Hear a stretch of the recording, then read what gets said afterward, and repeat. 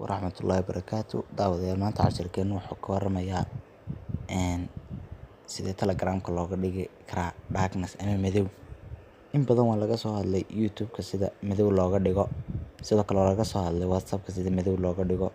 Dhammaan badanaa social media waa laga soo hadlay. Maanta waxa inagu cusub waa Telegram. Ugu horreyn Telegram-ka soo gelaysaa calaamada koonaha ayaa taabanaysaa, kadibna waxaad taabani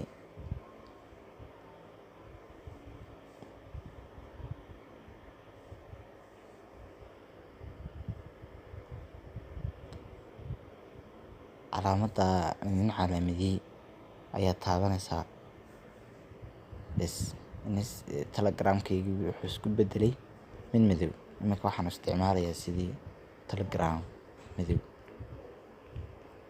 daawada waxaan rajeynayaa casharka faa'iiday. intaan casharka kale ku kulmayno waa aniga ee Tia Channel. Assalaamu calaykum.